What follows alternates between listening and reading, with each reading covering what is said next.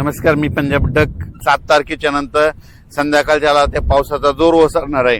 8ला आणखीन ते पावसाचा जोर चांगला ओसरेल आणि 9ला मात्र चांगलं सूर्यदर्शन होणार आहे.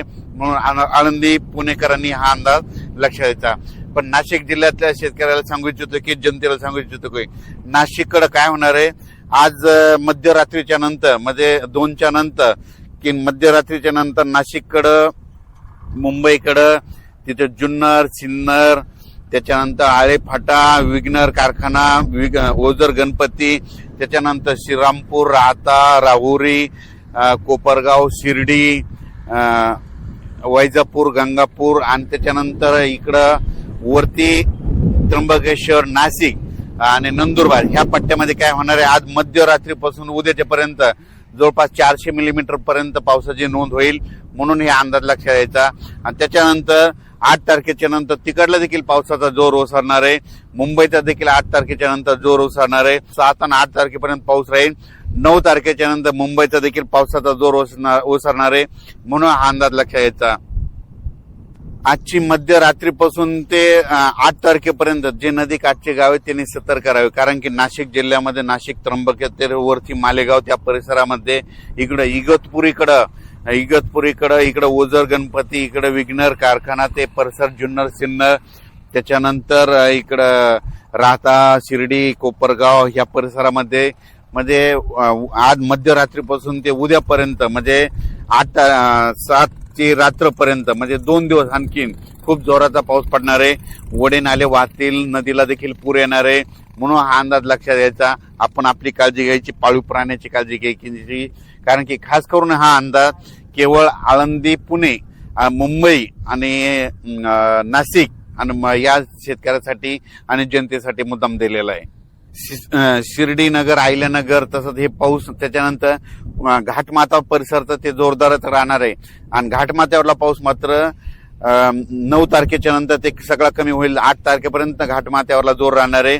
म्हणून कोल्हापूरकरांनी हे अंदाज लक्षात यायचा. साताऱ्याकड्यानं, महाबळेश्वर त्या जनतेने सगळ्यांनी अंदाज लक्षात यायचा. आपण आपली काळजी घ्यायची. त्या भागात अद्यापही पाऊस आला नाही. ते ह्या 3 दिवसात त्या भागात पाऊस पडेल, पेरणीयोग्य पाऊस पडेल आणि चांगली जमिनीमध्ये ईदभर ओल झाली तर तुम्ही तुमची पेरणी करू शकता.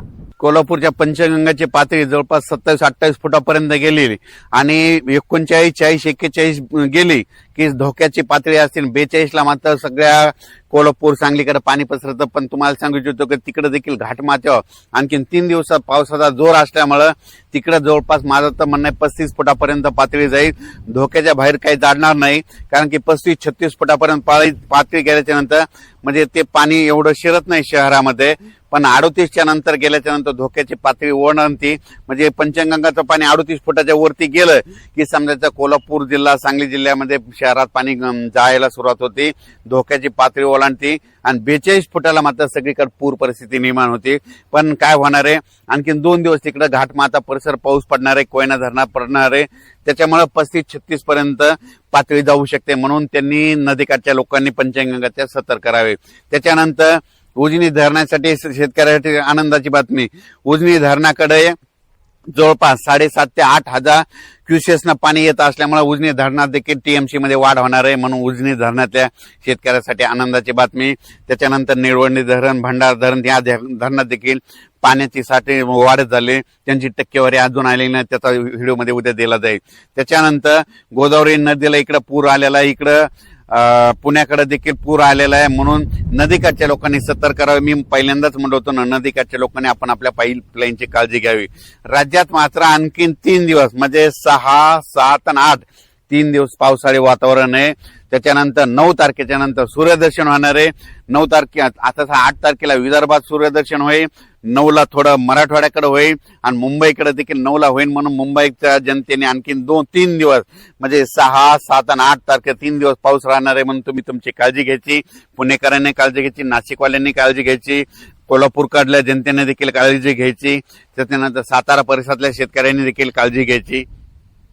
तसेच बीड जिल्ह्यामध्ये कडा आष्टी या भागात, त्याच्यानंतर अहिल्यानगरमध्ये बऱ्याच भागात पाऊस पडलेला नाही. आज दुपारनंतर बीड जिल्ह्यात देखील पाऊस येणार आहे. कडा आष्टी, त्याच्यानंतर कर्जत, जामखेड, तिकडे बारामती त्या परिसरात येणार आहे. इकडे राऊरकडे येणार आहे, सिंगणापूरकडे येणार आहे, पैठणकडे येणार आहे, श्रीरामपूर येणार आहे, त्याच्यानंतर वैजापूर, गंगापूर ह्या परिसरात देखील आज बऱ्याच भागावर पाऊस सुरू होणार आहे. म्हणून त्यांच्यासाठी आनंदाची बातमी, बीड जिल्ह्यासाठी आनंदाची बातमी म्हणून हे अंदाज लक्षाचा. हे आता 8 तारखेपर्यंत पाऊस राहणार आहे. त्याच्यानंतर वातावरण पुन्हा लगेच 14च्या नंतर पुन्हा एकदा राज्यात वातावरण बदलणार आहे. 4-5 दिवस तुम्हाला थोडी विश्रांती देईल पाऊस, पण 14 जुलैच्या नंतर परत एकदा पावसाचं वातावरण तयार होईल म्हणून हे अंदाज लक्षाचा. त्याचा व्हिडिओ नंतर दिला जाईल. तसेच नाशिकच्या शेतकऱ्याच्या, नदीकाठच्या शेतकऱ्या, बऱ्याच शेतकऱ्याच्या शेतामध्ये पाणी गेलेलं आहे. त्यांनी स्वतः काय करावं, त्यांच्या तहसीलदारकडे जाऊन त्यांनी त्यांचे पंचनामे करून घेण्याची तयारी ठेवायची. कारण की त्यांचं त्या पुरामुळे अतोनात नुकसान झाले, कोणाच्या पाईपलाईन वाहून गेलेलं आहे. त्यांना त्यांचं आपलं जे ग्रामसेवक तलाठी असतील त्यांना जाऊन त्यांचा पंचनामा करणं सगळ्यात महत्त्वाचं गरजेचं आहे. धन्यवाद.